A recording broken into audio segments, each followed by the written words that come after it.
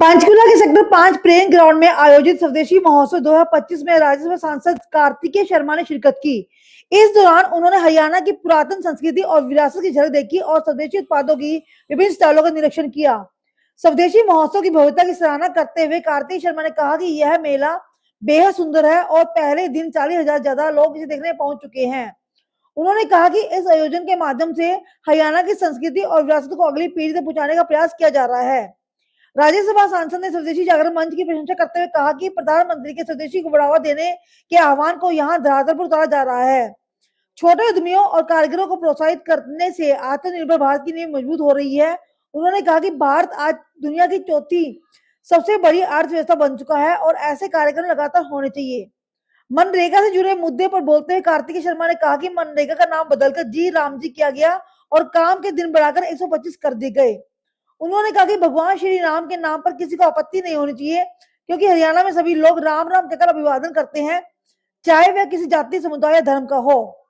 विधानसभा सत्र के दौरान विपक्षी विधायकों और मार्शल के बीच हुए विवाद पर प्रतिक्रिया करते हुए उन्होंने इसे दुख बताया। उन्होंने कहा कि संसदीय लोकतंत्र में ऐसी घटनाओं की कोई जगह नहीं है और इससे युवा पीढ़ी को गलत संदेश जाता है। अनगढ़ बयान देने वालों पर कानून के अनुसार कार्रवाई की जानी चाहिए। बांग्लादेश में हिंदुओं पर हो रहे अत्याचार पर चिंता जताते हुए सांसद ने कहा कि यह बेहद दुर्भाग्यपूर्ण है।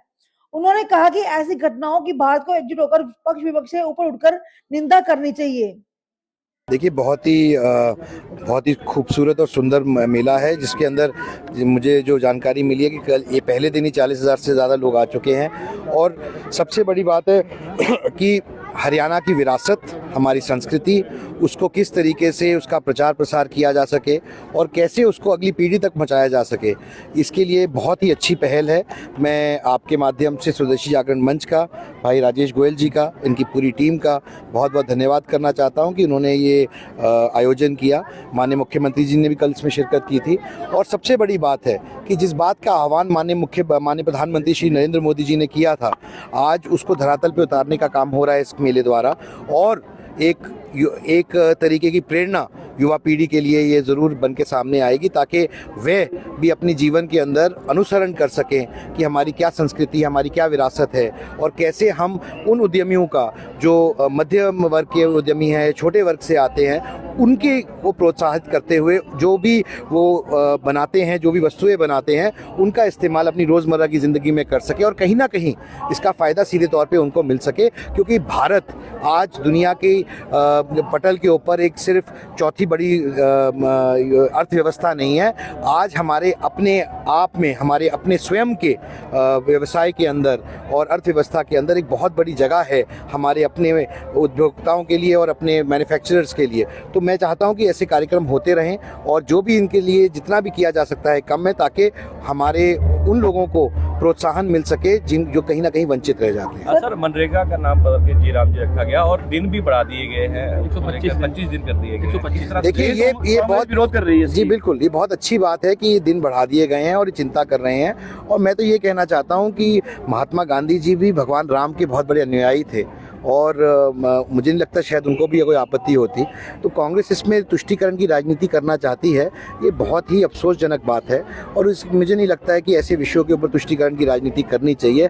खासकर भगवान राम के नाम पे किसको एतराज़ हो सकता है या किसको भी किसी तरीके का कटाक्ष करने का हक नहीं है। हम तो हरियाणा से आते हैं, हरियाणा में तो हम जब मिलते भी हैं किसी से तो राम राम करके उनका अभिवादन करते हैं, राम राम करके उनको मिलते हैं। तो हमारे यहाँ तो किसी भी जाति, किसी भी समुदाय, किसी भी धर्म का कोई व्यक्ति हो, वह हमेशा राम राम करके ही अभिवादन करता है। तो ये हमारी प्रथा है।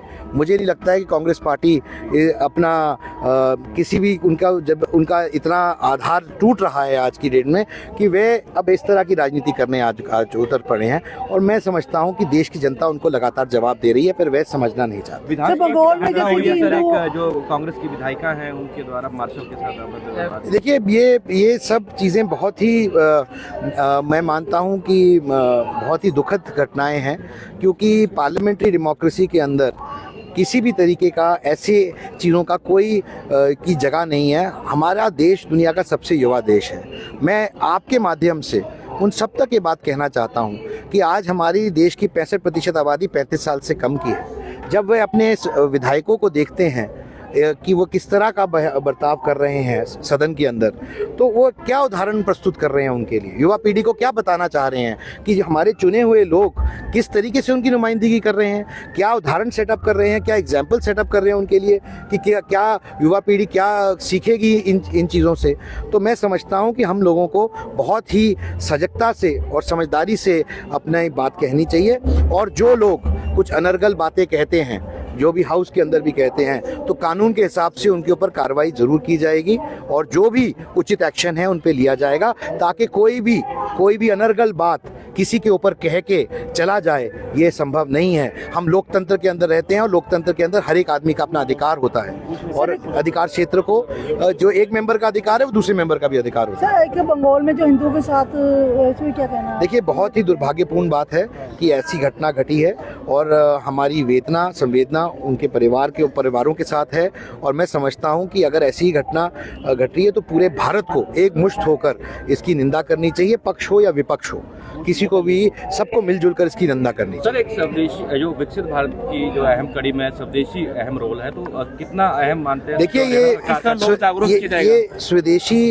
एक सिर्फ रोल नहीं है, ये अपने आप में एक मूवमेंट है, एक बहुत बड़ा ये प्रयास है, और ये नींव का पत्थर बनेगा भारत को विकसित राष्ट्र स्थापित करने के लिए 2047 तक। तो मैं मानता हूं कि इसका एक बहुत ही अहम महत्व रोल है, जो कि हमारे यहाँ सदियों से चला आ रहा है और सदियों तक चलता रहेगा, और यही है जो हमारी भारतीयता को सुनिश्चित करता है। ठीक है सर।